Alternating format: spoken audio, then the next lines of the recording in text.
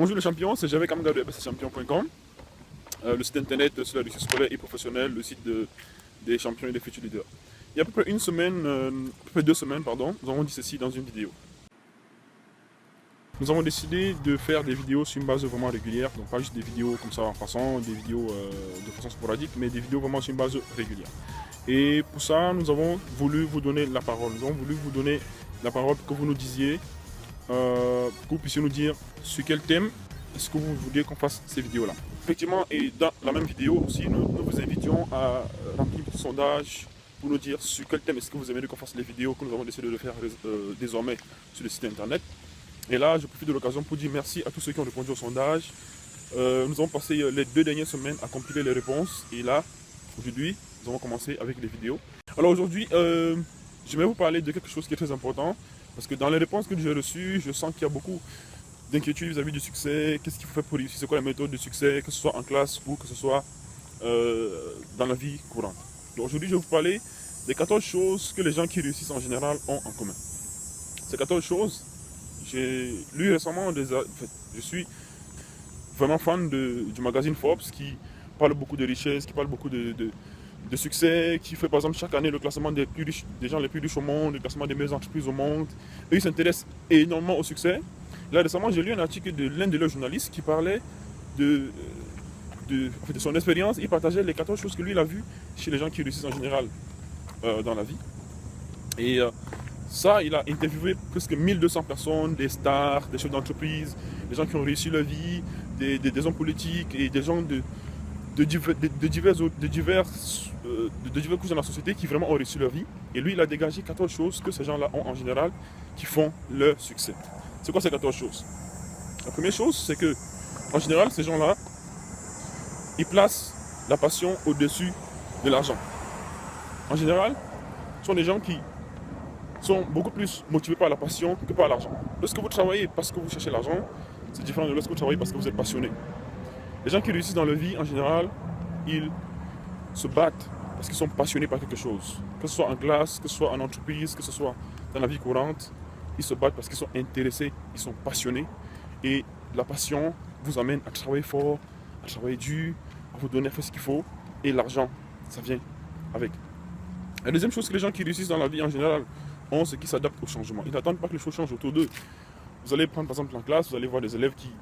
vous allez voir, vous avez certainement parmi vos enseignants, des enseignants qui sont très bons, qui sont très très forts, qui sont passionnés, qui font bien leur travail. Mais aussi il y en a qui ne sont pas bons. Et ils ne sont pas bons du tout simplement. Ils savent qu'ils ne sont pas bons, ils s'en foutent de savoir si ça va pour vous. Ils s'en foutent, ils ne veulent rien savoir. Il y a des élèves qui vont essayer de s'adapter, donner tout ce qu'ils ont, tout ce qu'ils peuvent, faire tous les efforts, travailler fort, travailler très dur, pour pouvoir aller chercher des informations ailleurs, consulter les gens qui peuvent les aider, aller sur internet, etc. Et à côté, il y a d'autres étudiants qui vont tout simplement décider de ne rien faire en se disant que voilà, cet enseignant il est nul, et se plaindre à cause de cet enseignant. Alors, les gens qui réussissent dans la vie, les étudiants qui réussissent, c'est ceux qui vont essayer de s'adapter, qui vont tout faire pour trouver des solutions face à ce problème. Donc c'est ce que vous devez faire. La vie n'est pas facile. Vous n'allez jamais avoir les conditions toutes réunies pour pouvoir vous apporter le succès. Il faut aller le chercher et pour ça, il faut savoir s'adapter en toutes circonstances. Les gens qui réussissent dans la vie, troisième chose, c'est les gens qui n'abandonnent jamais. Vous savez, par exemple, dans toute chose qu'on fait, que ce soit à l'école ou dans des projets de tous les jours, il y a 3 phases. La phase d'excitation, où on est très content de retourner en classe, très content de commencer le programme d'études, très content de commencer de nouveaux projets. Ensuite, il y a la phase, ce qu'on appelle la traversée du désert. Vous faites beaucoup d'efforts pour peu de résultats, beaucoup d'efforts en classe, les choses deviennent de plus en plus difficiles. Il y en a qui vont commencer à abandonner dans ces phases-là. Et c'est là où les gens qui réussissent tiennent. Ils n'abandonnent jamais. Ils s'adaptent, cherchent des solutions, ils font tout pour ne jamais abandonner. Abandonner, ce n'est pas la solution. Non.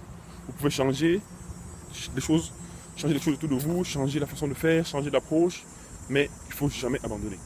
Quatrième chose que les gens qui réussissent dans la vie en général ont en commun, ils n'abandonnent pas, mais ils savent aussi quand est-ce qu'il faut abandonner. Parce que ne faut pas non plus s'entêter, il ne faut pas être idéaliste.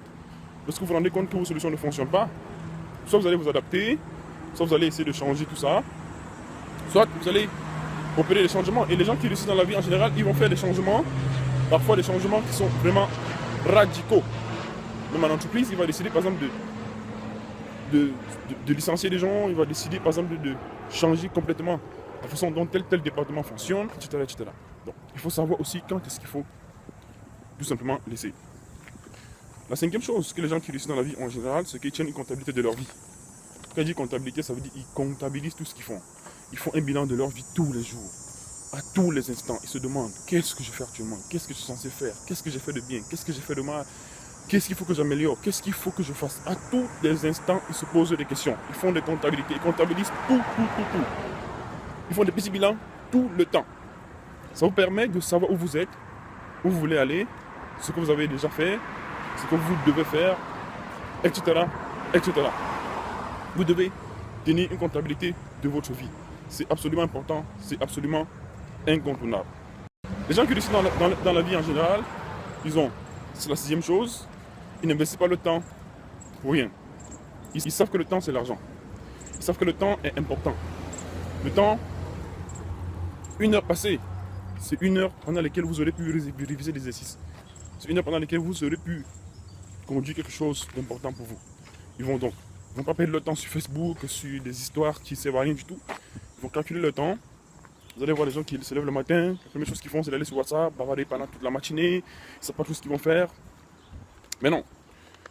Et les gens qui réussissent dans la vie, ils savent que le temps, c'est vraiment de l'argent. Le temps coûte excessivement cher. À chaque instant, ils se posent la question de savoir, est-ce que ce que je fais actuellement là, est-ce que c'est positif pour moi? Jusqu'au jeu, jusqu'à tout ce qu'ils font. C'est-à-dire, vous allez avoir des gens qui sont tellement maniaques de leur temps que même quand il s'agit d'aller jouer, quand il s'agit d'aller faire du sport, c'est calculé. Même quand il s'agit de passer un appel, tout est calculé. Ils se demandent, est-ce que mon temps que j'investis dans cette chose-là, est-ce que ça me rapporte quoi? Si ça ne lui rapporte rien et que ce n'est pas positif pour lui, il ne le fait tout simplement pas. Y compris les messages. Vous allez voir, le téléphone sont souvent silencieux, il ne veut pas qu'on le dérange, il prend ton téléphone quand lui le veut, pas quand le téléphone le veut, les notifications, il a tous désactivées, etc. Septième chose que les gens qui réussissent dans la vie en général font, c'est que ils sont de ceux qui sont admirés et pas de ceux qui admirent. Comment expliquer ça? C'est que vous allez voir en général les gens qui réussissent, vous allez voir à la télé, on montre les gens à la télé qui ont réussi, qui sont des stars, etc. Vous allez voir face à ces personnes-là, deux types de personnes, deux types de gens. Il y a les premiers qui vont dire, ben oui, les superstars, etc. Il va le voir comme quelqu'un qui a un rang que lui ne va jamais atteindre. Alors qu'il y en a d'autres qui vont le regarder comme étant quelqu'un qui est dans une position aujourd'hui et que lui, il pourra y arriver plus tard. Lorsque Bill Gates passe à la télé, ou le seul des gens qui ont réussi, en général, passent à la télé, vous allez voir des gens qui vont se dire, oui, lui, il a réussi, moi aussi, je vais tout faire pour être comme lui. Lui, il a réussi dans la musique, il a réussi à être un homme politique, il a réussi à atteindre certains objectifs. Moi aussi, je vais tout faire pour arriver à mon objectif. Pendant que d'autres vont juste être là à admirer pour admirer. Les gens qui réussissent sont ceux qu'on admire. Ils se battent tous les jours pour ça, pour être admirés, pour se faire remarquer. Et c'est ça qui bâtit le succès. La huitième chose, c'est que les gens qui réussissent dans la vie en général c'est que ceux qui réussissent se fixent tous les jours des objectifs, de petits objectifs, tous les jours. Quand il se lève le matin, il a déjà le programme de sa journée dans la tête. Il sait exactement ce qu'il a fait, quand est-ce qu'il va faire ça, et comment est-ce qu'il a besoin de faire ça. Son programme est tracé dans sa tête. Vous allez voir les gens, pendant que d'autres se lèvent le matin, il ne sait pas trop ce qu'il a fait, il ne sait pas trop ce qu'il est censé faire, sa journée vient de commencer, il se perd du temps avec Facebook, WhatsApp, etc. Il ne sait pas trop quoi faire, il est perdu. Lui, celui qui réussit, ceux qui réussissent, il a son programme tracé dans la tête. Il ne perd pas son temps, il s'est levé le matin pour aller exécuter ce programme comme un ordinateur. Et c'est ça qui fait le succès. C'est ce que vous devez faire. Chaque jour de votre vie, quand vous vous levez, demandez-vous où j'en suis. Qu'est-ce que je dois faire aujourd'hui? Ne vous couchez jamais le soir sans avoir prévu ce que vous aurez à faire le lendemain. C'est comme ça que vous allez apprendre à bâtir votre succès. Ceux qui réussissent dans la vie ont compris que la chance, ça se construit. La chance, ça se provoque. Vous allez remarquer qu'en général, ceux qui sont chanceux sont souvent très chanceux. Et ceux qui sont malchanceux sont souvent malchanceux. Pourquoi? La chance, c'est aussi une science. Il y a la science de la chance. Les gens qui sont chanceux, ce sont les gens qui souvent ont créé des conditions autour d'eux tout au long de leur vie qui font que les conditions sont remplies pour qu'ils réussissent. Prenons un exemple très simple. Quelqu'un qui se fait remarquer positivement partout où il passe. Qui se fait remarquer positivement par tous ses professeurs, ses enseignants. Lorsqu'il y a des opportunités, par exemple, qui sont offertes, un travail pour des étudiants, un poste qui s'ouvre dans une entreprise, et eux, ils ont des connexions dans cette entreprise-là, des réseaux dans cette entreprise-là, à qui vont-ils penser? Vont-ils penser aux élèves qui se font remarquer négativement ou bien aux élèves qui se font remarquer positivement? Donc, déjà, en vous faisant juste remarquer positivement partout où vous passez, ça, c'est des conditions que vous créez pour que les gens vous remarquent et par la suite, quand il y a des opportunités, ils vont, par exemple, penser à vous.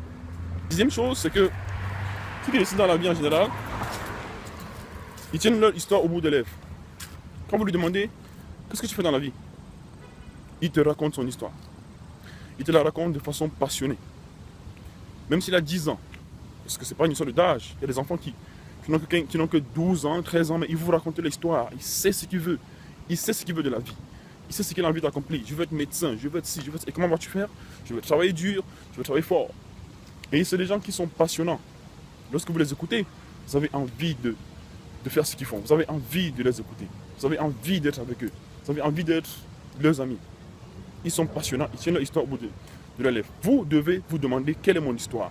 Si on me demande ce que je fais et ce que je compte faire dans ma vie, qu'est-ce que je vais répondre? Vous devez tenir votre histoire au bout de lèvres. Posez-vous la question, qu'est-ce que je fais? Qu'est-ce que je veux? Qu'est-ce que je dois faire? C'est quoi mon histoire, moi? Posez-vous cette question-là et trouvez des réponses au fond de vous. Et les réponses, c'est de travailler, de fixer des objectifs, de ne pas étudier pour étudier, mais étudier pour un objectif, pour un but. De ne pas vous lever chaque matin juste pour vous lever le matin, mais de le faire parce que vous avez des objectifs. Et là, vous allez avoir votre histoire au bout de lèvres, savoir ce que vous voulez, travailler pour vos ambitions, travailler pour vos rêves, et ça rend les choses beaucoup plus faciles ainsi. La 11e chose que les gens qui réussissent dans la vie ont, c'est que ils savent demander de l'aide. Il y a beaucoup de gens qui ne savent pas demander de l'aide. Il y a des gens qui préfèrent mourir que de demander de l'aide. Pas parce qu'ils sont trop fiers d'eux, pas parce qu'ils sont trop sûrs d'eux même, parfois parce qu'ils n'ont pas cette capacité-là à aller vers les autres pour demander de l'aide. Moi, par exemple, je demande de l'aide quand j'en ai besoin. Même s'il s'agit d'un enfant de 2 ans, 3 ans, bon, 2 ans c'est exagéré, un enfant de 5 ans, 6 ans, même si c'est un fou, même si c'est quelqu'un, peu importe, si j'ai besoin d'aide, je demande. Parce que parfois, on ne sait pas. On ne sait pas qui peut nous aider dans quelle situation, J'ai pas honte d'aller voir un enfant qui est plus jeune que moi ou quelqu'un qui est plus petit que moi pour lui demander de l'aide alors que je sais qu'il peut m'aider. Apprenez à demander de l'aide et surtout, apprenez à partager. Les gens qui savent demander de l'aide autour d'eux savent aussi partager. Partager, vous allez voir en classe les élèves qui cachent le livre, qui cachent les documents, qui ne veulent pas que les autres voient. C'est pas la bonne façon de faire. Parce que quand vous allez aider les autres, vous créez aussi des conditions, autour de vous pour que les autres puissent vous aider. Si vous êtes connu comme étant un élève qui aime aider les autres, si vous êtes connu comme étant quelqu'un qui aime apporter de l'aide autour de lui, certainement quand vous aurez besoin d'aide de vous, les autres vont penser à vous, les autres vont vouloir vous aider parce qu'ils savent que vous êtes quelqu'un qui a l'habitude d'aider les autres. Apprenez à demander de l'aide et apprenez à donner de l'aide. La deuxième chose que les gens qui réussissent dans la vie en général ont, c'est que ils font toujours plus que ce qu'on leur demande. Très important. Lorsque vous leur demandez quelque chose, ils vous apportent ce que vous leur demandez, mais ils font plus que ça. En classe, par exemple, les élèves qui réussissent bien dans leurs études, c'est que on donne un projet à faire en classe, lui il fait le projet, et il va plus loin que ça. Là, je vais vous raconter une petite histoire. Quand j'étais au Maroc, j'ai étudié au Maroc en école d'ingénieur, j'étais vainqueur 2 fois du concours national d'innovation, par exemple du concours national de l'innovation et du design. Et à chaque fois, ces appareils que j'ai conçus, je les avais conçus après des stages que j'ai passés dans des entreprises, dans des laboratoires de recherche. La première fois, j'avais 19 ans. J'arrive dans le laboratoire de recherche, on me montre le projet, on me dit voilà le projet de ton stage. Mon objectif, c'était pas de faire ce projet, c'était de dépasser ce projet, de faire 3 fois ce projet. Et c'est en voulant faire 3 fois ce projet, c'est en voulant faire plus que ce qu'on m'a demandé, que j'ai réussi à créer un appareil qui n'existait pas. Ça m'a permis de participer à la compétition nationale d'innovation et de design, et de le remporter en 2010 alors que je n'avais que 20 ans. Faites toujours plus que ce qu'on vous demande. En entreprise, à la maison, à l'école. Dans tout ce que vous faites, faites toujours plus que ce qu'on vous demande. Vous allez vous faire remarquer positivement, vous allez vous faire remarquer positivement, vous allez vous donner les moyens de vos ambitions, vous allez vous donner les moyens de vos forces. Faites toujours ainsi, toujours. La 13e et avant-dernière chose que les gens qui réussissent en général dans la vie ont en commun, c'est que ils ont compris que travailler dur ne suffit pas. Et c'est vrai, parce que si travailler suffisait, c'est que nous sommes tous des riches. Travailler ne suffit pas. Malheureusement, c'est la réalité parce que lorsqu'on pense à la réussite, on se dit oui, il faut que je travaille dur, il faut que je bosse fort. Non, travaillez avec méthode. Travaillez en créant autour de vous les conditions pour votre chance. Si vous travaillez fort, mais vous êtes quelqu'un de malhonnête, par exemple, vous allez certainement créer les conditions de votre échec parce que si les gens vous reconnaissent comme quelqu'un qui est malhonnête, en général, les gens ne vont pas vouloir vous aider, ils ne vont pas vouloir faire affaire avec vous parce qu'ils savent que vous êtes malhonnête. Créez les conditions de votre succès autour de vous. Faites-vous remarquer positivement par tout passé. Faites de l'échec votre ami. N'ayez pas peur de l'échec, ça c'est le point suivant. Faites-lui plus que ce qu'on vous demande. En tout cas, respectez les différents points qu'on a énumérés tout à l'heure. Et sachez que travailler seul ne suffit pas. Il faut travailler, mais travailler intelligemment. Travailler avec méthode. Savoir être au bon endroit au bon moment. Savoir saisir les opportunités. C'est un ensemble de choses qui dépassent le cadre seul du travail. Troisième et dernière chose que les gens qui réussissent en général dans la vie ont, c'est qu'ils ont compris que l'échec n'est pas notre ennemi. L'échec est notre ami.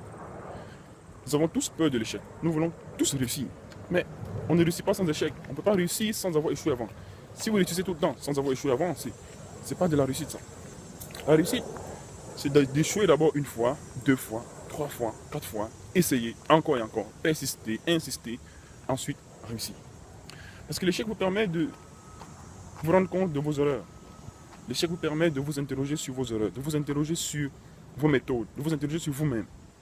L'échec vous permet de faire un bilan, de vous interroger, de vous poser des questions, de vous renforcer votre motivation. Faites de l'échec votre ami.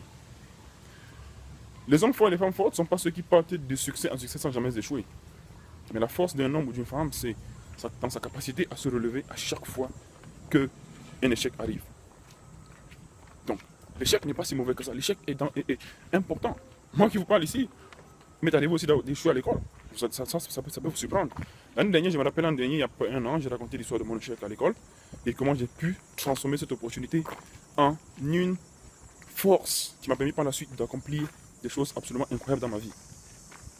L'échec est une opportunité pour vous de vous redécouvrir, de vous redonner des forces et de vous relancer, de repartir vers l'avant en ayant corrigé certaines choses dans votre vie qui vous permettront par la suite de connaître le succès.